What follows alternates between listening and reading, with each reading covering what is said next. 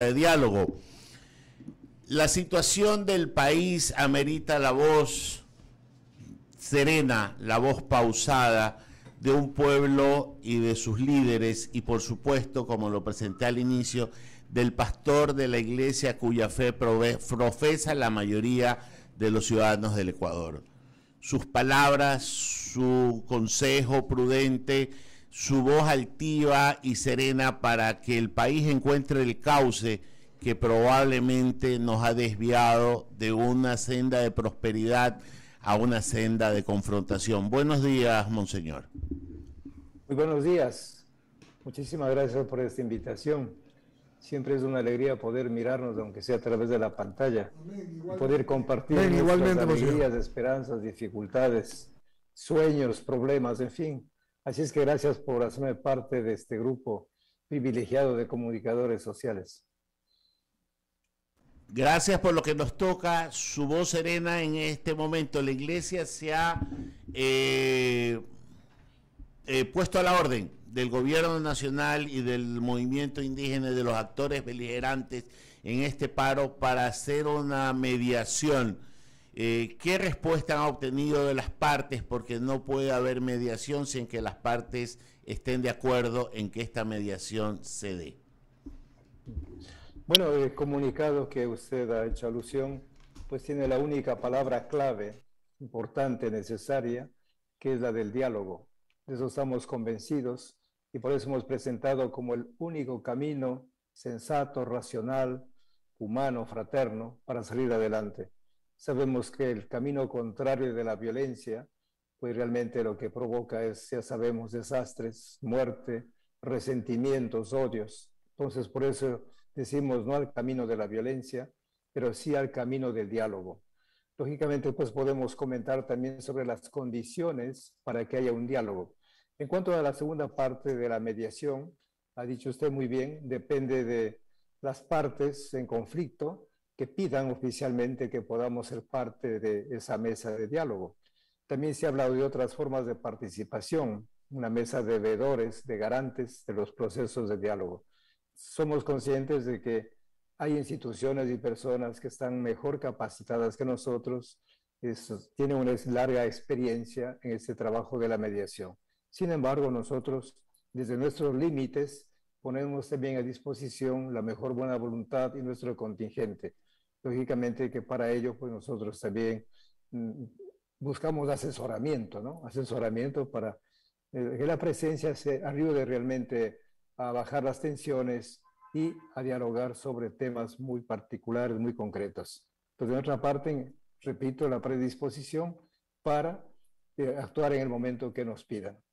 Esperemos que la actitud de la iglesia sea bien entendida por las partes y ayude a canalizar el diálogo que tanto necesita este fraccionado país. Le paso a Jaimito Velázquez, que continúa con la entrevista. Gracias, Ramiro. Monseñor, bienvenido. La verdad es que yo quisiera preguntarles por toda la injerencia que tiene la Iglesia Católica justamente dentro de las comunidades indígenas. Creo que el gobierno está dispuesto a conversar y la pregunta es, ¿usted cree que se puede hacer alguna acción para llegar justamente a los líderes, en este caso el señor Issa, por parte de la Iglesia Católica, para ver si es que efectivamente quiere sentarse con el gobierno, más allá que el gobierno ha dado algunos mensajes públicos, tanto el presidente como sus ministros, de que están dispuestos a dialogar, pero se necesita alguien que haga ese nexo con el otro lado, que está cerrado. Entonces, creo que la Iglesia Católica, o en este caso la Conferencia Episcopal, pues tiene una oportunidad de tirar ese puente. No sé si usted lo mira así, monseñor. Bueno, tengo que decir abiertamente que tanto de la parte del gobierno, no directamente del presidente, sino de sus ministros, de sus gobernadores inclusive, ha habido esa llamada, o se ha dado esa llamada, invitándonos a ser parte de la mediación. Algo parecido también de algunos sectores del mundo indígena, si quiere, para ser más precisos, de varios grupos de la provincia de Bolívar. Inclusive nos presentaron por escrito para que podamos ser parte de esa mediación. Pero lógicamente aquí yo digo, son las personas que de una manera oficial, o sea, en este caso los líderes, si usted quiere, el presidente de la República y el señor Leonidas Issa, pues serían los que tendrían que ya oficializar. Entonces estamos a la expectativa de eso, pero en todo caso yo me manifiesto que de parte y parte hay muchísimos grupos, y creo que con eso sintonizamos perfectamente en el buen deseo de que haya esa mesa de diálogo. Eso en cuanto a la percepción o a su pregunta que usted me ha hecho. Mi querido monseñor, hay una carta, hay una comunicación del gobierno nacional de hoy, no hace mucho, que dice: el diálogo es la ruta para concertar acuerdos. El presidente mantendrá encuentros con organizaciones y dice: hoy a las 11 de la mañana de la Unión de Organizaciones Indígenas de Cotopaxi, residentes en Quito, UNORIC, serán recibidos por el jefe de Estado para conocer de primera mano las necesidades de esta organización y de las más de 6.500 familias que la integran. Y dice luego, al mediodía, el presidente Lasso se reunirá con la Asociación de Municipalidades, que estuvieron acá su presidente a las 7:30 de la mañana, AME, y con el Consorcio de Gobiernos Autónomos Provinciales del Ecuador, CONAGOPE, para poder seguir adelante en la idea de lo que usted bien cita y de la carta que usted comentó. Comienza entonces, espero, por el Ecuador, a buscarse un camino, monseñor, de consensos, no de disensos, de diálogo, como se llama este programa, porque decía yo, cualquiera hoy puede comentar, cualquiera puede decir que es comentarista o solamente quedarse en la crítica o en la información. Nosotros queremos el bien del Ecuador, por eso estuvo el presidente de AME a 7:30 de la mañana aquí, y está ahora monseñor Cabrera, usted, que aparte de ser arzobispo de Guayaquil, es el presidente de la conferencia episcopal, para que exista en el Ecuador y en la mente de todos los que nos están escuchando, clarito la idea de que este medio quiere la paz y la institucionalidad, y en eso siempre he pensado, Alberto hablaba también de la OEA, que la Iglesia tiene un camino, porque siendo ella en sí un instrumento de paz, es un instrumento de la paz de Cristo y de todos los que creemos en ella, puede lograr sentar, como bien dice usted, a los dos en mención, es decir, en este caso al señor presidente, el representante del Ejecutivo, y al señor Issa, por parte de los que están protestando, para poder pacificar al Ecuador. Pues no de eso se trata, que pare el odio, que pare la discordia, y que podamos terminar de hacer lo que queremos hacer todos los que trabajamos honestamente a diario en el Ecuador, que es tener bienestar con justicia para todas las personas, monseñor. En este sentido hay que orar, pero también me parece que es la parte de la Iglesia proponer. Ustedes lo han propuesto, espero, monseñor, que eso se haga lo antes posible. Con un breve comentario, perdóneme que me haya extendido, le pregunto, ¿cree que eso se va a dar? ¿Ha tenido aparte de los ministros alguna, usted dice que han hablado algunos, pero de parte de la presidencia, o le han dicho, ya lo va a llamar el presidente? No todavía.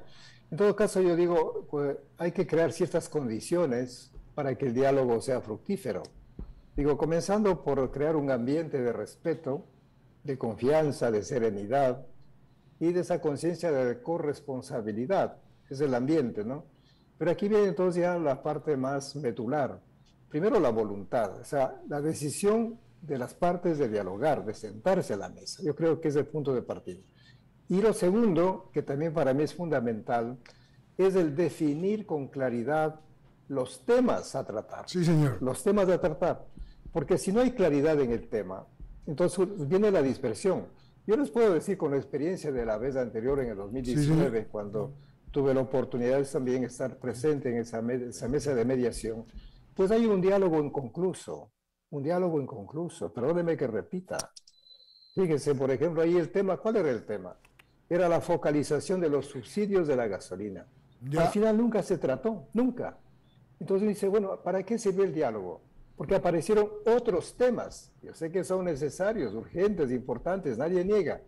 Pero hay que, yo digo, precisar el tema. Y bueno, pues hay que hablar de ese tema. Si se trata del tema de salud, hablemos de salud. Si es de educación. Si es seguridad, seguridad.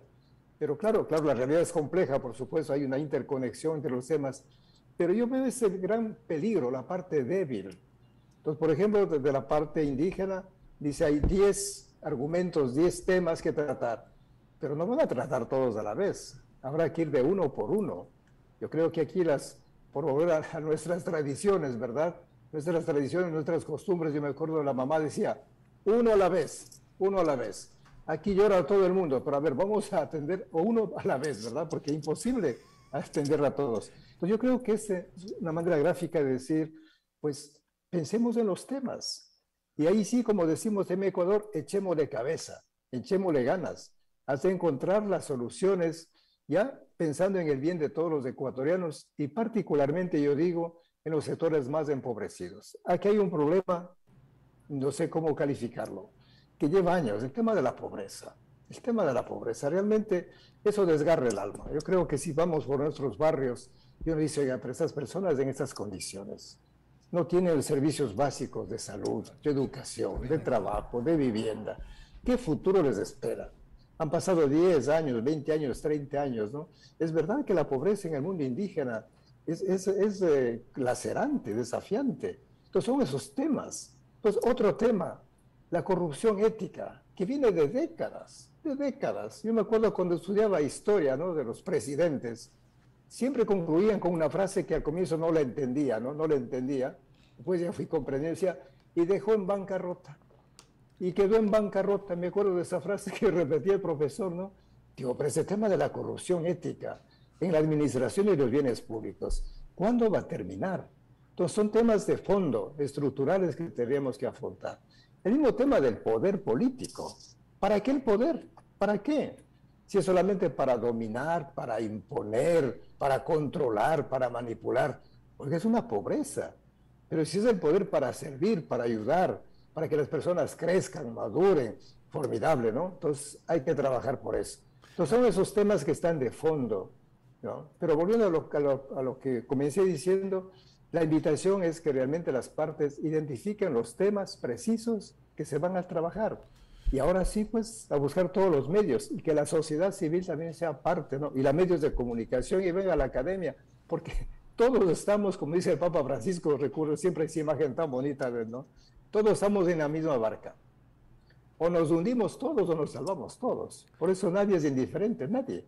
No puede creyentes, ser. no creyentes, en fin.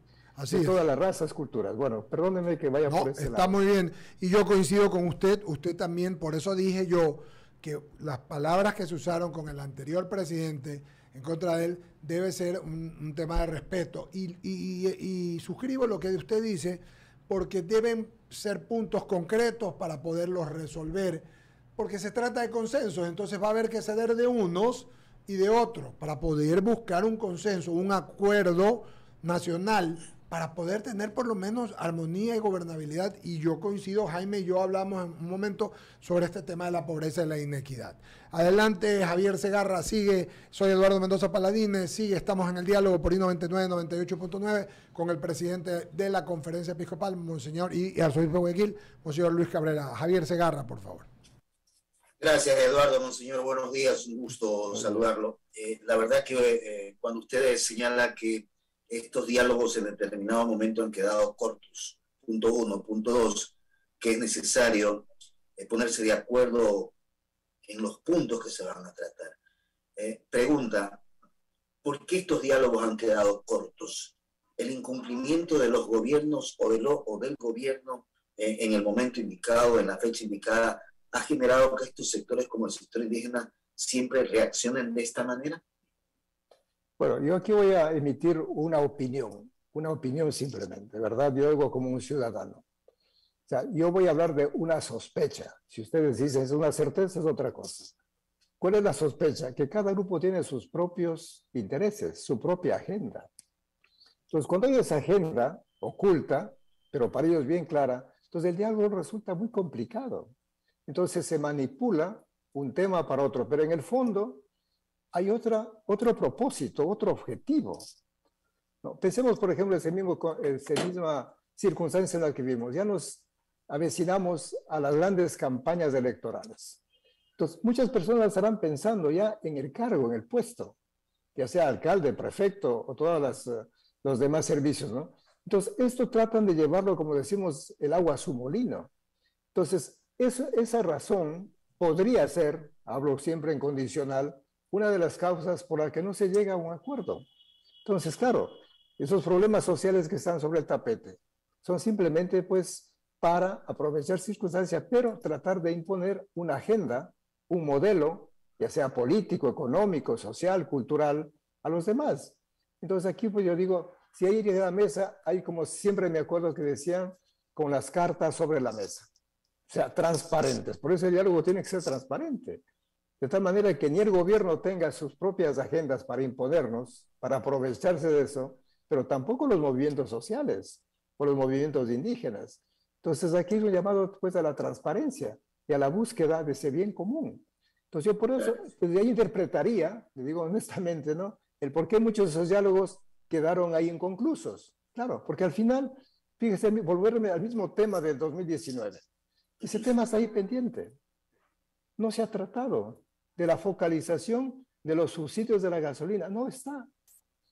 Entonces ahí es un tema que está latente, fíjese, pero no se resolvió porque las partes, la una o la otra, no voy a entrar en detalles, pues simplemente se retiró de la mesa. Son imposiciones y no acuerdos los que en determinado momento se han analizado, y eso es lo que de alguna u otra forma se debe evitar que ocurra en este momento. Por supuesto. Entonces digo, hay que ir con propuestas bien concretas sobre temas específicos y tratando de solucionar los problemas. Bueno, después hay otro problema para mí, quizás más de fondo, ¿no? Más de fondo. Esa frase que ustedes han repetido y me parece interesante de que no hay que dar el pescado, hay que enseñar a pescar. Yo creo que eso habría que reflexionarlo también. Yo veo que hay una tendencia muy fuerte, y eso también dentro de la iglesia. A veces nuestra espiritualidad va simplemente por la línea de dame el pescado, dame el pan, dame lo necesario para vivir. Entonces, fomenta una especie de paternalismo, de asistencialismo, llámese social, estatal, eclesial. Todos los seres humanos siempre con las manos abiertas esperando recibir. Entonces es una cuestión ya creo hasta cultural aquí, ¿verdad? Entonces enseñar a pescar, enseñar a trabajar, crear fuentes para que nuestro pueblo, nuestra gente salga adelante y no esté esperando todo del patrón Estado o u otras entidades, ¿no? Porque de eso se aprovechan del asistencialismo. Bueno, yo creo que por ahí va la idea. Yo no sé si me explico bien, ¿no? Pero sí, es de enseñar a nuestro pueblo a salir adelante. Entonces viene toda la formación, por hablar, enseñar a pescar. Pues es una metáfora, sabemos que es una metáfora. Pero enseñar la técnica, la ciencia para salir adelante. Luego vendrá otra capacitación en el área administrativa, la ética, por supuesto, una formación ética, administrativa. Y para nosotros la formación espiritual también es clave porque trascendemos, vamos más allá de esto. Entonces yo creo que esos temas sí sería bueno conversarlos también, ¿no? Porque yo sé que tienen derechos, por supuesto, pero también hay obligaciones. Pero yo cuando veo toda la lista de peticiones al Estado, de distintos grupos, digo, bueno, ¿quién es el Estado? En este caso el gobierno. ¿De dónde saca todos esos fondos? Luego pensamos en el financiamiento del Estado. Yo no soy perito, yo no soy economista, de verdad, pero yo hablo desde el sentido común, nada más, ¿no? ¿Cómo se financia el Estado? Con los impuestos, con los recursos naturales y la deuda. Seguimos endeudándonos. ¿Cuándo se va a pagar la deuda externa? Por eso se le llamó, ¿se acuerda? La deuda eterna, eterna. Entonces, también yo creo que eso tenemos que analizar, ver realmente cómo salimos de esta situación. Y de todo, ahí sí voy a decir una palabra muy fuerte, de todas las imposiciones de aquellos que nos prestan el dinero, que tenemos que hacer esto en el campo de la salud, en el campo de la educación, si no, no nos prestan el dinero. Digo, ¿por qué vivir siempre de mendigos? Oiga, de verdad, ahí sí yo me revelo, yo hablo como ciudadano, ¿verdad? Porque no es justo, oiga, de verdad no es justo. Vivir de rodillas esperando siempre que nos caiga de lo alto las migajas que nos dan los señores. No, yo no estoy de acuerdo con eso. Lógicamente vamos a trabajar, no nos quedamos en la teoría. Aquí tenemos varias obras sociales como iglesia. Claro, es una gota de agua en el mar de necesidades, ¿no? Pero bueno, algo hacemos también. Sé que no es la solución total, pero algo contribuimos.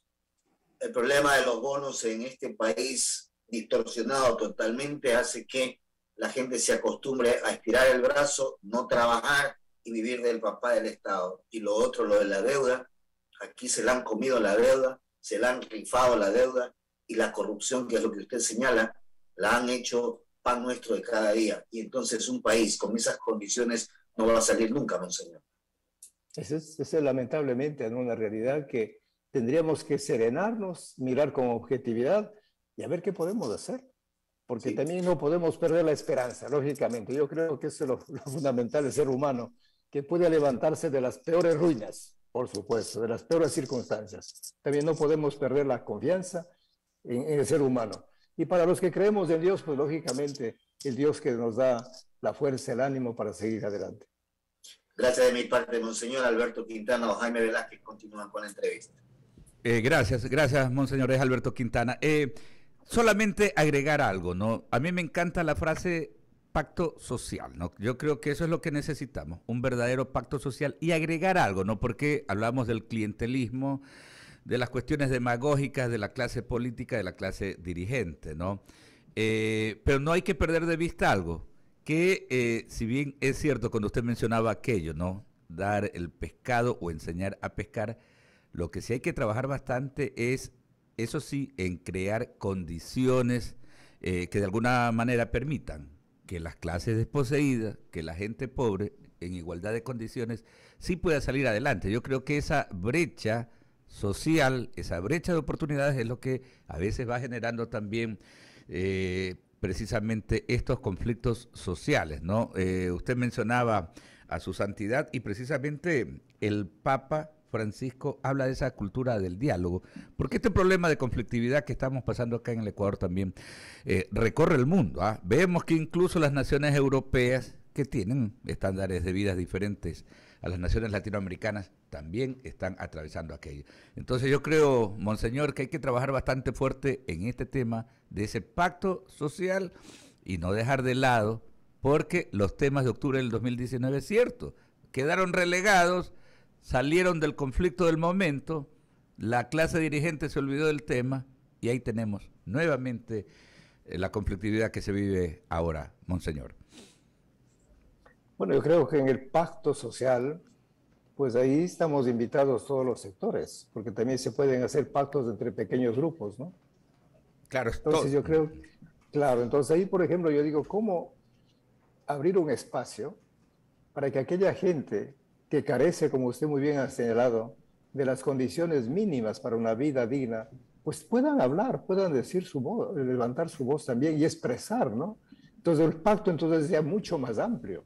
Entonces ya no solamente de un pequeño grupo que tiene unas condiciones, yo no voy a discutir, ¿verdad?, que son necesarias para vivir, por supuesto. Por eso estamos pensando también, o sea, digo, lo malo no es en que usted tenga, lo malo es en que el otro lo tiene, ahí está lo malo, porque es carencia, es vacío. Entonces un pacto que haga presente. Yo les pongo un ejemplo muy sencillo.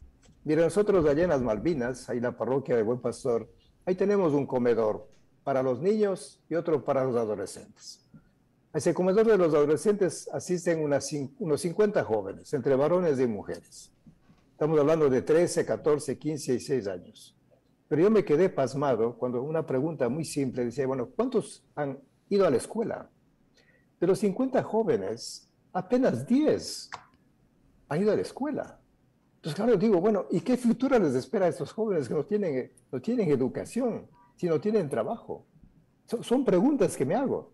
Y claro, y ahí comienza, es como el caldo de cultivo que decimos, el espacio favorable para fácilmente delinquir o terminar en el sicariato y finalmente, pues ya sabemos lo que corresponde eso, ¿no? Entonces, ese pacto social me parece bien, hay que trabajarlo, pero siempre abriendo espacios para que haya también otras voces que puedan expresar sus necesidades y que todos veamos que Guayaquil, hablo de Guayaquil solo, ¿no? Que es mucho más grande, pues, que el Malecón, es mucho más grande. Exacto. Por poner un referente nada más, ¿verdad? Claro que sí. Y Ecuador es mucho más grande que las comunidades indígenas, que los movimientos sociales. Es mucho más grande. Y así podríamos ir ampliando, ¿verdad? Así es. Monseñor, y solamente para que no queden equívocos, ¿no? O sea, yo cuando me refiero al pacto social, yo no digo que el pacto social es lo que tenemos que hacer ahorita, por si acaso. Yo lo que digo es que en este momento tenemos que salir de la conflictividad social de este momento. pero debería de quedar, desde mi punto de vista, esto es una apreciación muy personal, uno de los puntos es justamente decir, vamos a comenzar a diseñar, a elaborar ese pacto social, porque eso es a largo plazo a lo que yo me estoy refiriendo, y porque además también el mundo indígena, estos movimientos sociales que están pues generando las protestas ahora, no son todo el Ecuador, y usted lo acaba de graficar muy claro bien, ¿no? Lo acaba de graficar muy bien, porque acá pues nuestros montubios en la costa, nuestros cholos también, los profesionales incluso, o quienes tienen menos oportunidades de la formación académica, estamos pasándola bastante dura, bastante complicada. Entonces, por eso es que hablaba de ese gran pacto social a futuro. Monseñor, agradecerle muchísimas gracias, Monseñor Cabrera, y que se dé lo que queremos, y queremos los ecuatorianos que queremos el bien del Ecuador, porque eso no se trata de un partido o de partidos, sino del Ecuador. Queremos, y esto no solamente es un tema de cristianos, sino de gente que amamos al Ecuador, es que se resuelvan los problemas, como bien citaba usted, con un diálogo franco, pero concreto, para que pueda haber estabilidad, porque para que las cosas se resuelvan, tienen que ser claras y concretas, y de allí partir en un consenso para la institucionalidad. ¿Ok? Muchas gracias, Monseñor Cabrera, que tenga usted un buen día. Y a mantener la esperanza siempre en alto. Amén. Amén. Así Muchas gracias.